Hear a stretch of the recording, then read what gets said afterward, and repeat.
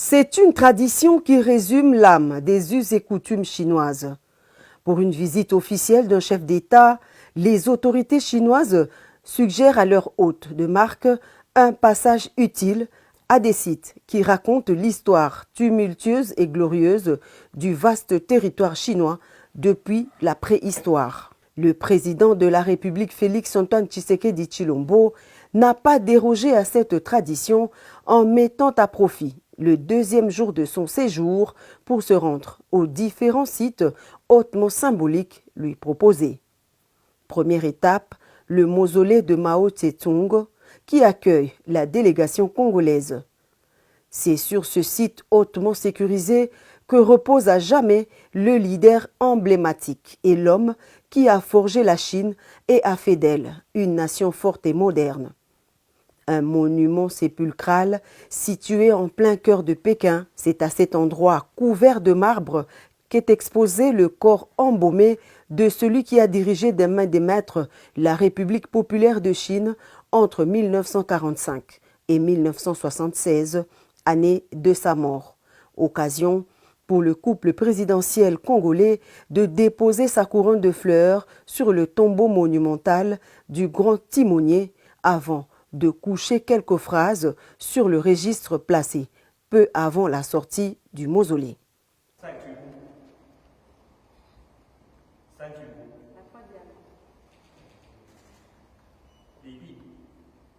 se termine la cérémonie de recueillement. Et à quelques encablures de là, le musée communiste situé à l'est de Beijing. L'imposant bâtiment qui accueille le chef de l'État et toute sa délégation raconte toutes les péripéties de la révolution chinoise depuis le XVIIe siècle, d'où partira le tout premier manifeste qui a consacré le début du Parti communiste.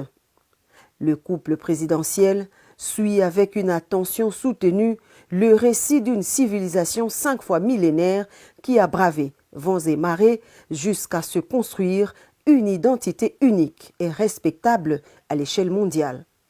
La structure couvre 6,5 hectares avec une longueur frontale de 313 mètres et une hauteur de 4 étages. Le musée communiste compte une trentaine de salles d'exposition, des installations de stockage ultra-modernes et possède une collection de plus d'1 million d'objets précieux et rares que l'on ne trouve nulle part au monde. La cité interdite, dernier site à accueillir le président de la République, Félix-Antoine Tshisekedi Tshilombo.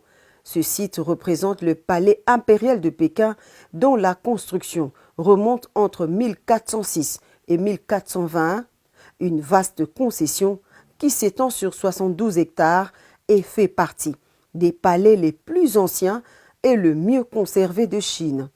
Cité interdite, résidence des empereurs chinois, de leurs familles et de ceux qui étaient à leur service.